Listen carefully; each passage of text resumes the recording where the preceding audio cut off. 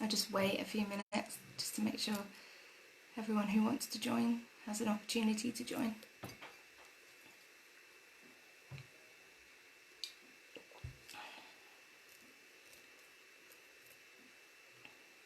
Hi Sylvia. Oh, I look tired today. I'm tired. Do you think when the weather's miserable, you feel miserable? I do. We've been really lucky, haven't we, with the weather so far. It's a bit of a shocker when you get a drizzly day. Morning, Keely. Morning to my mother-in-law who watches these videos every week, bless her. She's my #1 fan. Wow. Morning, Bella.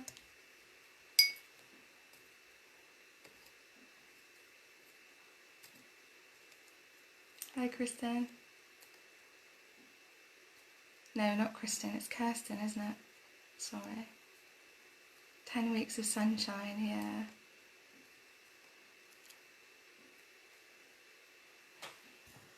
I'll wave to you, Bella. Although I am grateful I'm not sweating in my conservatory today.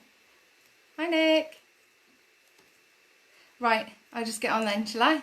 So this week is volunteer week, and I've been really excited about this week because since I started working, so I started just as the lockdown happened, I was so amazed by all the groups that had been set up in local communities helping people. It's really, really amazing to see how people just want to help other people, and without these people we literally would be lost, because us as agents, we haven't been able to get out like we normally would. So we are relying on these COVID groups to help people, and it's really incredible. And I'll be surprised if I make it through this live without crying, because I just get really emotional when I think of all the amazing people that are volunteering to help the isolated people in their communities at the moment. Hi Ed, morning. And Keely said the weather definitely affects your mood. I'm terrible. I live for the sunshine. So for those of you who don't know who I am, I'm Kizzy Marshall, and I'm the community agent for East Mendip. And I suppose I'm getting on almost 3 months into my role now. Nick Edwards, who's the village agent, she joined on the same day as me, and she's really been very much my partner in all of this, because she knows how I feel, and has been really reassuring. And she lives in Colford, so she knows Mendip a lot better than I do, and so I've been relying on her heavily for her local knowledge. So thank you, Nick, for all your support, and particularly this week with your recommendations for volunteers of people who've been helping you. I know you have felt so strongly about supporting and acknowledging the local volunteers. So I've got all your recommendations. Hopefully I do it justice, and really get across to everyone just how amazing everyone is that have been volunteering at the moment. So in Mendip, we've tried to find, and we have pretty much have succeeded in finding COVID-19 support groups in each village.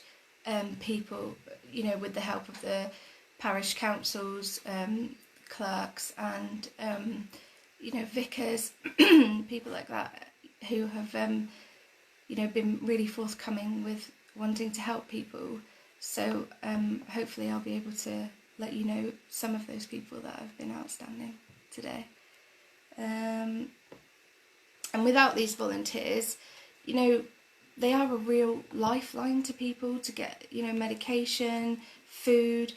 If, they weren't out volunteering to get food for people, that in the first instance, when no one could get the delivery slots online, or particularly the elderly who don't use the internet, they would have been really limited in, you know, the food that they could have. Even the government food boxes that have been put in place, it's very limited food. And if you think, like, we're 10 weeks in now, so if you think of, like, you know, you're relying on these government food boxes that have, you know, basic supplies in there for 10 weeks, no chocolate, no alcohol. So, you know, for these volunteers who've gone out of their way to get these little treats for people as well, you know, it's helped people get through this time. You know, being isolated is it's just not nice, and being isolated and not having, you know, any treats or, you know, anything, just basic food and essentials is not nice, really. And it does mean that people aren't risking it, and they're not thinking, oh, you know, I'll just pop to the local shop because I really fancy something, or, you know, it means I'm going to try and go through this without saying the word, you know. It's really hard when you're quite nervous and you're trying to think of everything to say. I'm a bit of a yabberer anyway. So we've had an incredible amount of volunteers. Really is outstanding, and I really hope that when this is all over and we have things like Pride of Britain and things like that, I really, really hope that these people are recognised across the country. I'm just going to have a look. Someone's just written something.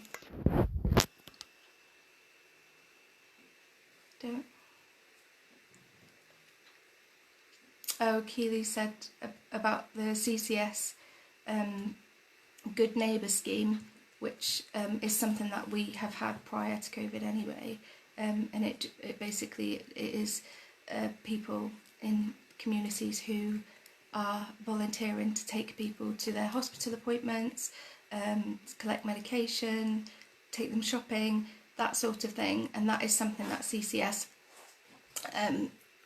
were doing prior to this. So it would be really good if after COVID-19 we could recruit some of you fabulous volunteers to help with our Community Council for Somerset Good Neighbour scheme, which I think Keely's might have put a link in about all the details to do with that, or Hannah will anyway.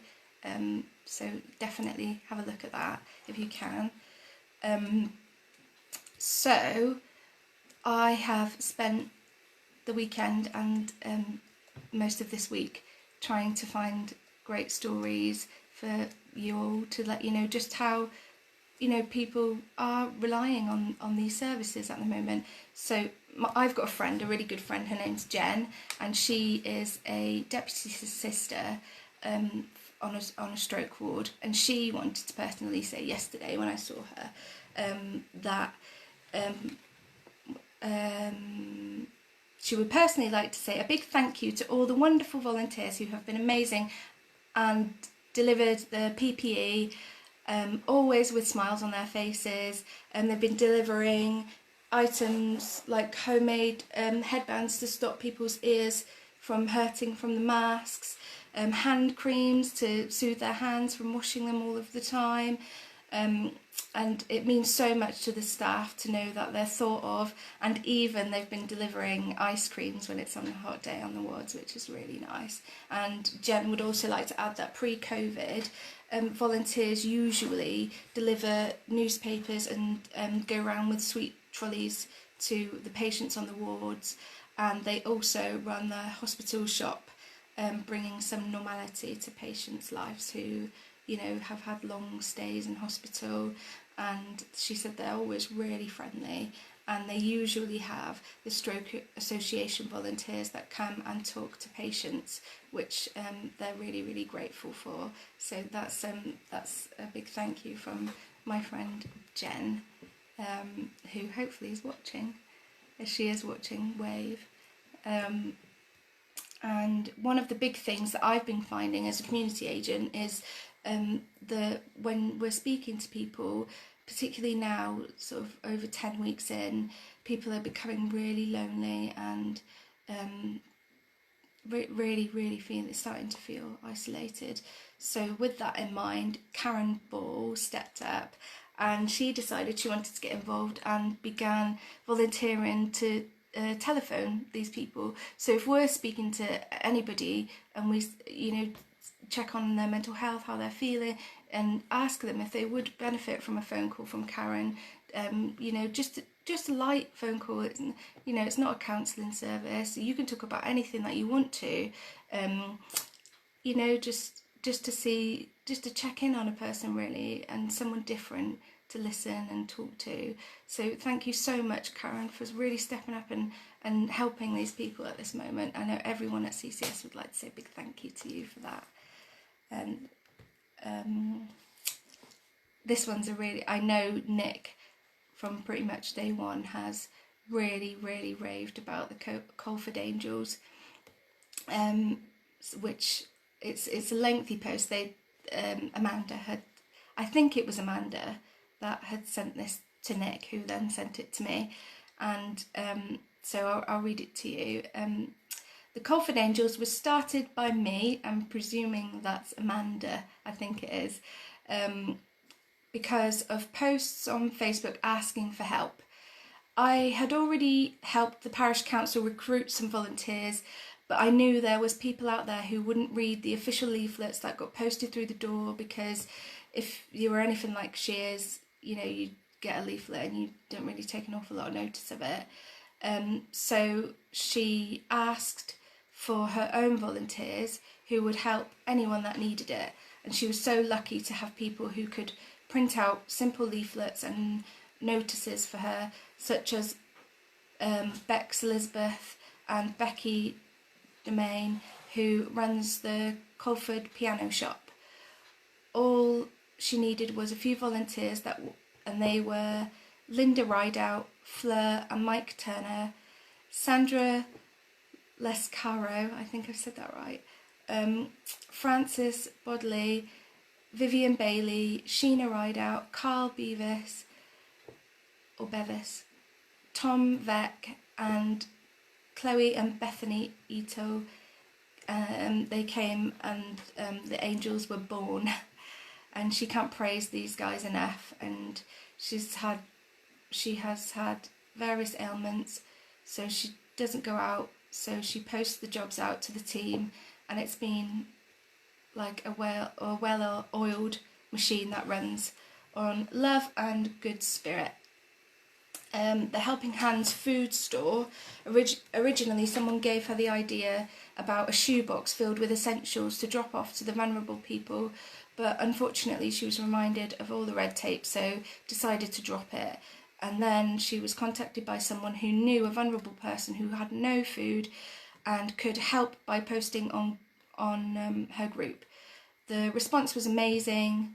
So many people wanted to donate. It was fantastic and gave someone an amazing gift at a scary time. From then, people wanted to know where the food banks were and where to take donations. The thing is, with food banks, it is predominantly people who are on low incomes, and they do have a criteria to help the most vulnerable at the moment. But with Colford, I think they were concentrating more on people who had been put into a situation that they wouldn't normally be in because of the pandemic. So there was a crisis there for it, with suddenly lost jobs and cut wages.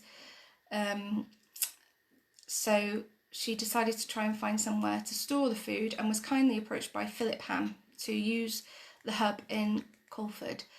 They made it clear to everyone this would be run on necessity, proof needed. It would be run by the heart. We still face some who said we couldn't manage it, but here we are. We have helped so many people in and around the village of Colford, and we appreciate Frome, Radstock have their own setups. And the icing on the cake came when John Hansford asked if anyone wanted to donate £5 to buy stock, which again, donations poured in, and we have had a couple of people who have donated larger sums, and Wainwright Quarry gave them £500, and they still have £1,000+ in the kitty and are ready to help those in particular that have had wage cuts and have maybe run out of funds before the next monthly payday. So there it is. And she must add, of course, that the Helping Hand store is run by the Colford Angels. There is also a Facebook group in the same name. Thank you and stay safe, Amanda Young. So that's really, really quite something, you know, that they saw the need and they thought, you know, they're just going to run with it, even if people were telling them that they couldn't. And because of that, you know, people of Colford have got this amazing setup, and it's really invaluable. So thank you so much, the Colford Angels. And Amanda would particularly like to add that West Country Eats, who they've donated fruit and veg boxes to the Colford Angels, and she thinks they're so reliable, and you could pay over the phone, you know, if you wanted to order anything. So Amanda would really like to say a big thank you to them. I think Hannah's going to put a link to their Facebook page down below. I'm just going to look to see what the comments are. Carol Smith, our team lead, she said that the Colford Angels got a very needed cooker for one of her clients, and as an amazing donation, which is really brilliant. I personally I've really heavily relied on Fair Froome, and Lenka has been, I've said it in some of my other lives, that, you know, Lenka's been really, really helpful to me, and I know some of their staff are paid, but there are lots of volunteers that help Fair Froome as well. So I thought it was a good idea that I could mention those.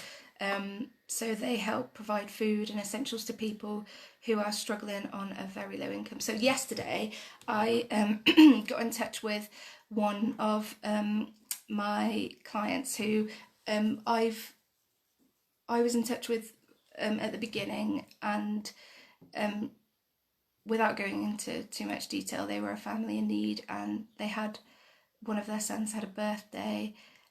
They were relying on the weekly food parcels from Fair Froome due to very, very low income, and the job that they had they couldn't do at the moment because of the pandemic, which meant their income was much lower than usual. So Fair Froome have been giving them food boxes every week. It was one of their son's birthday, and Fair Froome gave them 2 birthday cakes and a little gift as well, which they were really, really made up by. It's just going above and beyond, really. I'm getting a bit croaky now.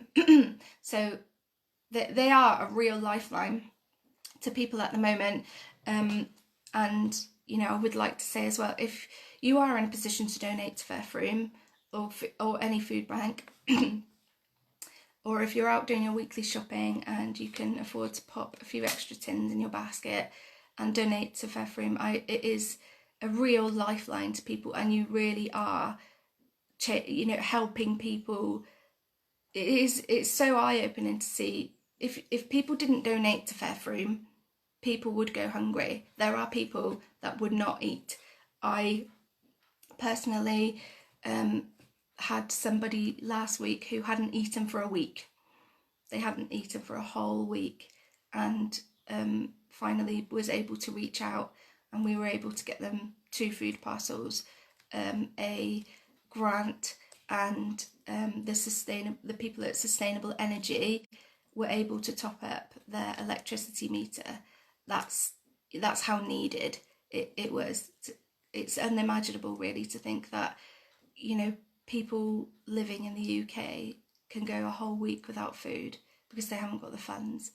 So a food bank is a lifeline. It is a lifeline for people. If you can and you are able to, and you're in a position to, donate to them, please donate to them, please. And thank you to Fair Froome, everybody at Fair Froome who work extremely hard in getting these food parcels.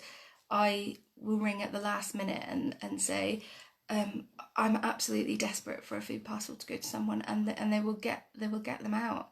You know, even if it means that you know, it's going to take, they're closing, you know, it's really incredible that just they'll just go out of their way for people.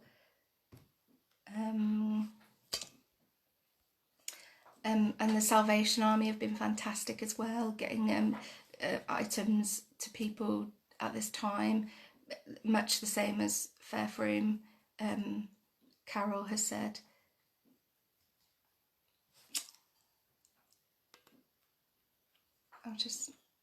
It's really strange, the comments come quite slowly on these lives. It's quite, so I've been also speaking to a lady this week from Mendip Council who got in touch with me, who's actually, I don't know why, because she's in hospital, so she shouldn't be working, but she is. And I won't say her name because she hadn't said it's okay to say her name. But anyway, she wanted to really give a big shout out to Amanda Taylor from Stoke St Michael and her team of volunteers of sewing ladies have been beavering away and, you know, getting PPE, making PPE, making masks for residents and hospital staff. Vicky Watts, the parish clerk for, she has been keeping an eye on the ever-changing COVID updates and making sure that each COVID group set up have those updates and know, you know, what they can and can't do at the moment. So she'd like to say a big thank you to Vicky. All the volunteers from Dinham, I don't know these areas, so I apologise if I'm not pronouncing them properly. Someone I was talking to the other day kept saying Frome instead of Froome, and even though I kept saying Froome, saying Frome, but now they can laugh at me.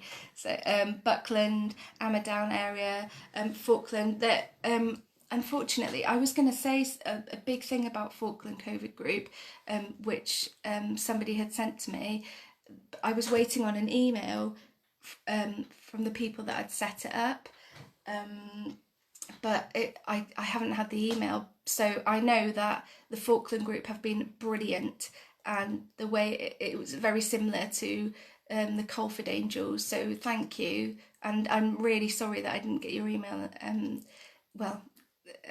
next week, if I get the email and I run the Talking Cafe next week, I'll be able to say a little bit more about that.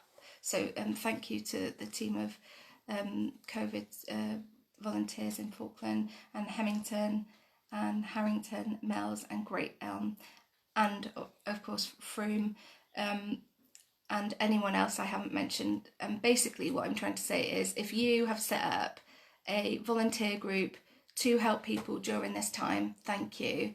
It's, as I've said, it's invaluable, really is. Deb's from the Sustainable Centre for Energy. I'll just read that out if I can.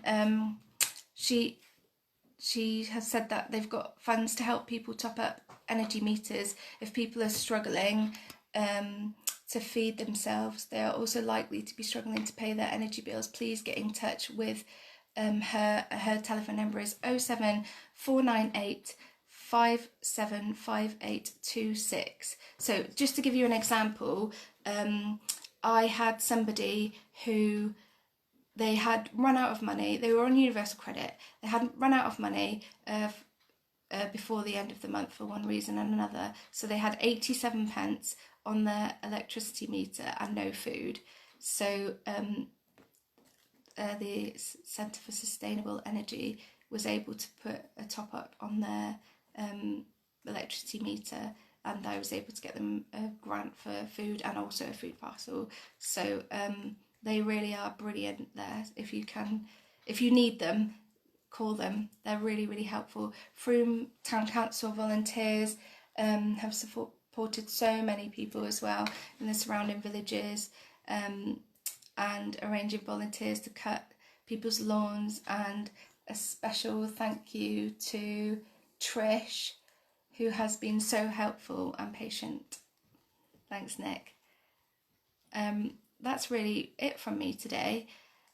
I'm sure there are so many other people that I haven't mentioned, and I am sorry if you feel that I should have mentioned somebody. But we're all really, really grateful to everybody that is volunteering at the moment. It's brilliant that you are, and we hope that you continue to do so after this. By joining our Good Neighbours scheme, which we will help you with. And I think I'm right in saying we help towards some of the costs of sort of like your DBS check and things like that. I think I'm right in saying that, but there is more advice on our website at CCS. So that's it from me today. No guinea pigs. Well, they're all out in their hutches, eating all their vegetables. They're doing really well. But yeah. So anyone else got anything to say? No.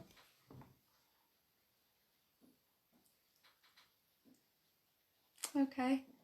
Well, it's been lovely speaking to you all, and I think next week is Carers Week, so I think that's probably what we will concentrate on next week. Hi Lauren, and don't forget to tune in tomorrow's Talking Cafe, because they run it every day, Monday to Friday, at 11, and each area talks about different things specific to their area. So if you're not in Mendip and you are in Taunton or West Somerset, now I'm challenging myself to think of the different areas now. I'm not good at that bit.